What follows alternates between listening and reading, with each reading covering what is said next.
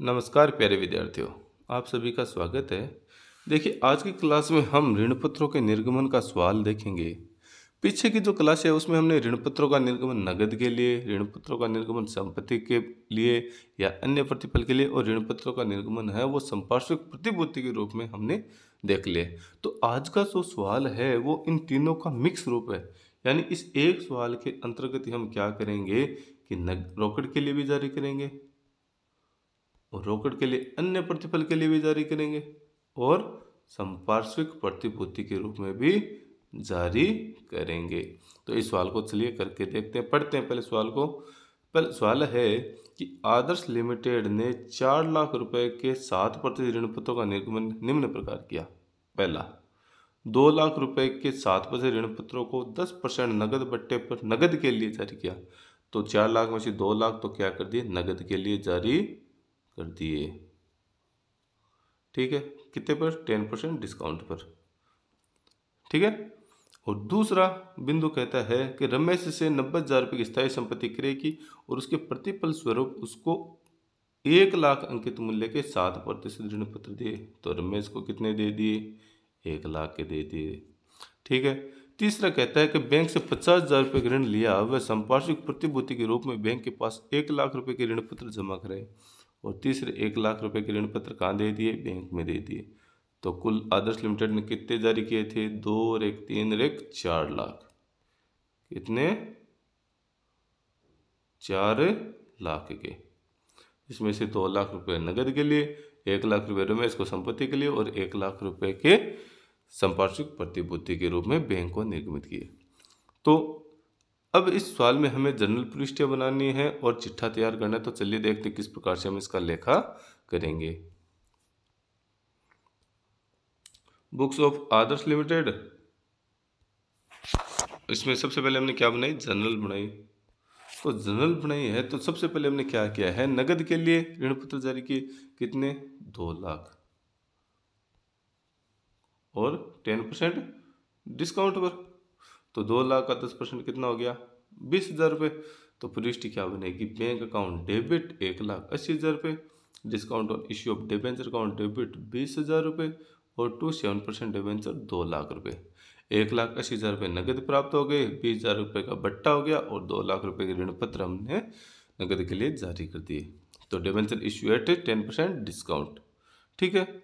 दूसरा 1 लाख रुपए का जो ऋण पत्र हम जारी कर रहे हैं वो किसको जारी करेंगे, रमेश को जारी करेंगे। लेकिन रमेश से हमने क्या खरीदी, संपत्ति खरीदी। कितने में, 90,000 में।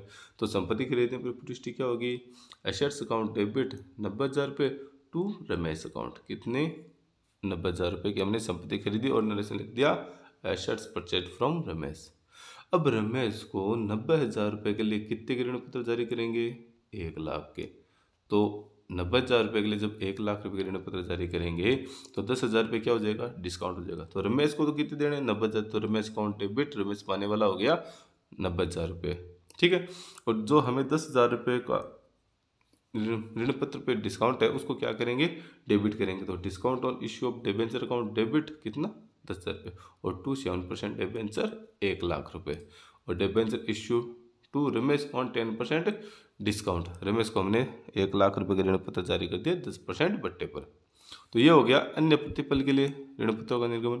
और तीसरा हमने जैसे बात की कि हम बैंक से ऋण लेंगे और बैंक को क्या जारी करेंगे, डिबेंचर जारी करेंगे।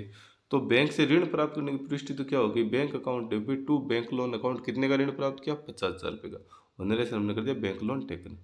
अब मैं आपको एक चीज़ बता देता हूँ कि जो संपार्श्विक प्रतिभूति है या कोलेट्रल सिक्योरिटीज हम जारी करते हैं तो उसके लेखांकन की दो तरीके हैं लेखांकन की विधियाँ। पहली विधि के अंतर्गत तो कोई लेखा पुष्टि पुस्तकों में नहीं की जाती है। जो बैंक लोन है जिसको हम बैलेंस शीट में दिखाते हैं लॉन्ग टर्म बोरोइंग्स में, तो उसके नीचे ही हम क्या करते हैं कि जो डिबेंचर हम कोलेट्रल सिक्योरिटीज यानी संपार्श्विक प्रतिभूति के रूप में जारी करते हैं उसको ब्रैकेट में दिखा देते हैं।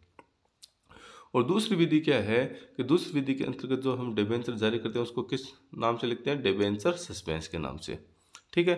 तो यहाँ पर हम जब पृष्ठि करेंगे तो 1 लाख रुपए जो ऋण पत्र हम जारी करें उसकी क्या पृष्ठि होगी, debenture suspense account debit to 7% debenture कितने, 1 लाख रुपए। और नरेशन बनेगा 7% debenture issue as collateral securities. जारी कर दिए, हो गई प्रविष्टियाँ। अब हम क्या बनाएंगे, बैलेंस शीट बनाएंगे। तो बैलेंस शीट जब बनाएंगे तो इन सभी लेखों को हम क्या करेंगे, बैलेंस शीट में दिखाएंगे। तो देखिए बैलेंस शीट आपके सामने बनाई हुई है। बैलेंस शीट एज ऑन जो भी तारीख है वो लिख देंगे। सबसे पहले इक्विटी एंड लायबिलिटीज हम क्या दिखाएंगे, नॉन करंट लायबिलिटीज दिखाएंगे। अब नॉन करंट लायबिलिटीज में हम क्या दिखाएंगे, देखिए नॉन करंट लायबिलिटीज में हमने क्या जारी किए, 4 लाख रुपए के ऋण पत्र जारी किए। तो सबसे पहले 7% डिबेंचर हम कितने दिखाएंगे, 3 लाख। 3 लाख क्यों दिखाएंगे, क्योंकि 1 लाख रुपए के ऋण पत्र 4 में से हमने संपार्श्विक प्रतिभूति के रूप में जारी किए। 1 लाख रुपए ऋण पत्र हमने किस रूप में जारी किए, संपार्श्विक प्रतिभूति के रूप में। तो हमने 7% डिबेंचर कितना दिखाया, 3 लाख दिखाया एक बार, ठीक है। फिर हमने बैंक से कितना लोन प्राप्त किया, 50,000 रुपये, वो दिखा दिया, बैंक लोन 50,000 रुपये। और जो संपार्श्विक प्रतिभूति के रूप में डिबेंचर हमने जारी किया उसको नीचे देखिए हमने दिखाया है 7% डिबेंचर 1 लाख रुपये और less debenture suspense account 1 lakh रुपये। तो अमाउंट में राशि नील, और इन दोनों की जो डिबेंचर और बैंक लोन की जोड़ है वो कितनी आ गई, 3,50,000 रुपये, ठीक है। अब कि हम प्रविष्टियों में जाके देखते हैं कि हमें नगद कितनी राशि प्राप्त हुई। एक तो 1,80,000 रुपये प्राप्त हुए और इसके अलावा 50,000 रुपये हमें नगद प्राप्त हुए हैं, और 90,000 रुपये की हमने क्या हो गई, संपत्ति प्राप्त हो गई। तो 1,80,000 रुपये तो नगद प्लस 50,000 रुपये नगद, तो कुल नगद कितने हो गए, 2,30,000। इसको तो हम करंट एसेट्स में कैश एंड बैंक में दिखा देंगे। और जो नॉन करंट एसेट्स है जिसमें फिक्स्ड एसेट्स कितनी दिखाएंगे, 90,000 रुपये। अब हमारे पास जो डिस्काउंट है वो 10,000 रुपये तो यहाँ डिस्काउंट हो गया और 20,000 रुपये यहाँ डिस्काउंट हो गया, तो कुल डिस्काउंट कितना हो गया, 30,000। तो इसको हम कहाँ दिखाएंगे, चलिए नीचे देखते हैं। देखिए एसेट्स पक्ष हम बना रहे हैं तो नॉन करंट एसेट्स में सबसे पहले फिक्स्ड एसेट्स कितनी, 90,000 जो हमने रमेश से संपत्ति खरीदी है।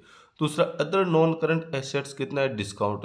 ये डिस्काउंट हमने किस नाम से दिखाया, अदर नॉन करंट एसेट्स। देखिए जो discount on issue of debenture है, अगर वो डिस्काउंट को हम अप्लिकित कर देते हैं, ठीक है ना, या अप्लिकेट है वो 12 महीने के बाद में हो रहा है तो उसको तो हम अदर नॉन करंट एसेट्स में दिखाएंगे।